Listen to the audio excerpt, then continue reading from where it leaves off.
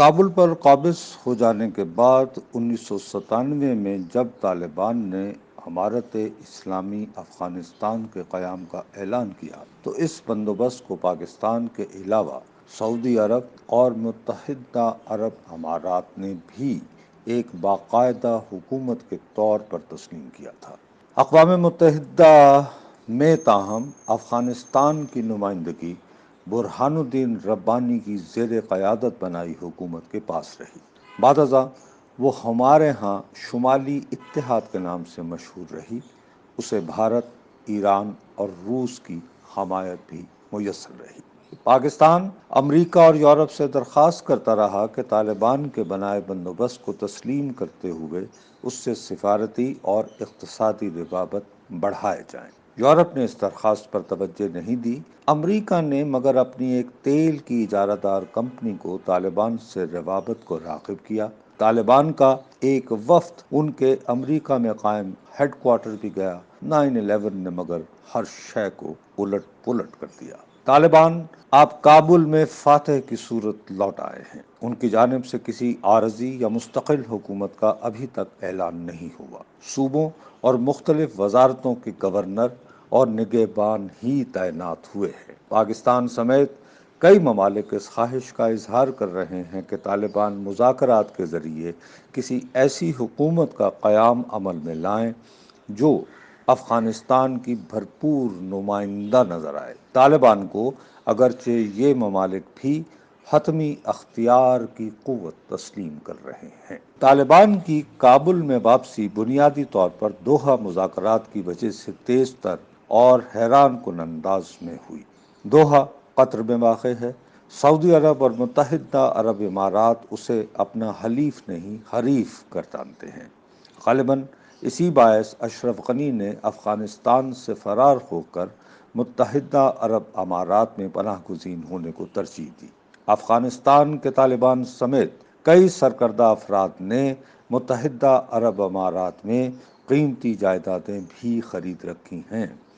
متحدہ عرب امارات مگر افغانستان کے موجودہ حالات میں نظر بظاہر دلچسپی لیتا نظر نہیں آ رہا۔ سعودی عرب کا رویہ بھی بے اعتنائی والا ہے۔ میری شدید خواہش تھی کہ عالمی امور کی بابت ہمیں باخبر رکھنے والے مبصرین، لکھاری اور اینکر خواتین و حضرات مجھ جیسے کم علم افراد کو یہ سمجھانے کی کوشش کریں کہ طالبان کے دیرینہ خیر خواہ ہوتے ہوئے بھی مشرق وسطیٰ ہی نہیں، مسلم امہ کے اہم ترین یہ دونوں ممالک یعنی سعودی عرب اور متحدہ عرب امارات ان کی کابل میں فاتحانہ واپسی کے بارے میں پر اسرار خاموشی کیوں اختیار کیے ہوئے ہے۔ ہماری رہنمائی کو تاہم کوئی عقل کل آمادہ نظر نہیں آ رہا۔ قطر کا رویہ بھی قابل غور ہے۔ کابل ایئرپورٹ کے باہر اور اندر جمع ہوئے ہزاروں افغانوں کو امریکی طیاروں میں لاد کر اس ملک پہنچا رہے تھے۔ ان کی تعداد بڑھتی نظر آئی تو قطر نے صاف لفظوں میں امریکہ کو بتا دیا کہ وہ افغانستان سے منتقلی کے خواہاں ہر شہری کو عارضی طور پر ہی صحیح اپنے ہاں قیام کی اجازت نہیں دے سکتا۔ قطر کے اس فیصلے کے بعد امریکہ کو کئی گھنٹوں تک افغانستان سے پناہ کے خواہاں افراد کی پرواز کو روکنا پڑا۔ اب انہیں دنیا کے ایسے ممالک لے جایا جا رہا ہے جہاں امریکہ کے فوجی اڈے موجود ہیں۔ ارادہ یہ بتایا جا رہا ہے کہ وہاں تقریباً محصور ہوئے افغانوں کی جانچ پڑتال کے بعد انہیں بالآخر امریکہ میں آباد کرنے کی راہ نکالی جائے گی۔ بائیڈن انتظامیہ مذکورہ ارادے کا تواتر سے اظہار محض اس وجہ سے کر رہی ہے کہ کابل ایئرپورٹ کے گرد اب بھی ہزاروں افغان اپنے انخلاء کی خواہش سمیت بیٹھے ہوئے ہیں۔ پناہ کی تلاش کو بے چین افغانوں کا ہجوم ٹی وی سکرینوں کو انسان دوستی کی دہائی مچانے کو اکسا رہا ہے۔ بائیڈن انتظامیہ تسلی دینے کی کہانیاں گھڑنے کو لہٰذا مجبور ہے۔ افغانستان سے عالمی اداروں کے سٹار رپورٹر اب باہر آ چکے ہیں۔ ان کے لیے کئی دہائیوں سے رپورٹنگ کرنے والے مقامی رپورٹروں کی کثیر تعداد بھی افغانستان چھوڑ چکی ہے۔ کابل ایئرپورٹ کا مکمل کنٹرول فی الوقت امریکہ کے پاس ہے۔ اسے مؤثر بنانے کے لیے 6,000 سے زائد امریکی فوجی بھی وہاں موجود ہیں۔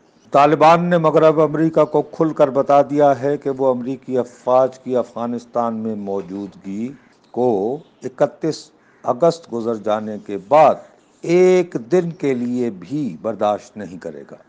جس روز میں یہ کالم لکھ رہا ہوں اسی دن امریکہ اور اس کے اتحادی ممالک نے G7 نامی تنظیم کا اجلاس بلا رکھا ہے۔ شنید ہے کہ اس تنظیم کے ذریعے طالبان کو قائل کرنے کی کوشش ہوگی کہ وہ افغانستان سے انخلا کے خواہش مند شہریوں کی خاطر امریکی افواج کی وہاں موجودگی کی میعاد بڑھا دے۔ طالبان اس کی بابت رضامند ہوتے نظر نہیں آ رہے۔ 2 دہائیوں کی جنگ کے بعد کابل لوٹے طالبان کو اپنے امیج کی بہت فکر لاحق ہے۔ میڈیا کی منطق کو بروئے کار لاتے ہوئے سوچا جائے تو ہونا تو یہ چاہیے تھا کہ طالبان کے کابل میں داخلے کے بعد وہاں کے شہری متاثر کن تعداد میں سڑکوں پر نکل کر ان کا خیر مقدم کرتے۔ خیر مقدمی ہجوم کے بجائے کابل ایئرپورٹ کے گرد جمع ہوئے ہجوم نے تاثر مگر یہ پھیلایا ہے کہ طالبان کی کابل آمد نے وہاں کے شہریوں کو خوف زدہ کر دیا ہے۔ وہ خود کو غیر محفوظ تصور کر رہے ہیں، افغانستان میں مستحکم اور خوشگوار مستقبل کی امید کھو بیٹھے ہیں۔ اپنے امیج کے بارے میں متفکر طالبان کو کابل ایئرپورٹ کے گرد دکھائے مناظر پریشان و ناراض کر رہے ہیں۔ اسی باعث وہ مزید شدت سے خواہش مند ہوں گے کہ امریکہ کو افغانستان میں 31 اگست سے زیادہ روز قیام کی اجازت نہ دی جائے۔ میرے وسوسے بھرے دل کو یہ خدشہ لاحق ہے کہ بائیڈن انتظامیہ بھی اپنی افواج کو 31 اگست کے بعد افغانستان میں تعینات رکھنے کی دل سے خواہش مند نہیں۔ طالبان نے اجازت نہ دی تو وہ یہ بہانہ بآسانی تراش کر سکتی ہے کہ وہ امریکہ کے لیے گزشتہ 20 برسوں سے کام کرنے والے ہر افغان کو اس لیے پناہ فراہم نہ کر پائے کیونکہ طالبان نے تعاون سے انکار کر دیا تھا۔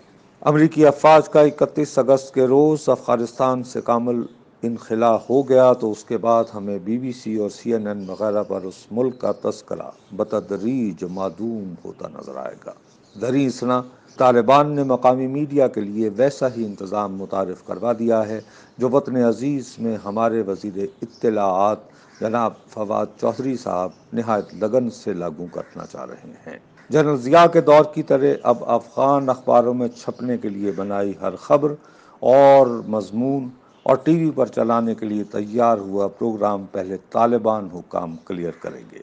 افغان اور عالمی میڈیا میں اس کے بعد افغانستان کی بابت وہی خبر شائع اور نشر ہوگی جو طالبان چاہیں گے۔ یوں نام نہاد عالمی ضمیر افغانستان کو ویسے ہی نظر انداز کرنا شروع کر دے گا جیسے مقبوضہ کشمیر یا لبنان کے موجودہ حقائق کو کیا جا رہا ہے۔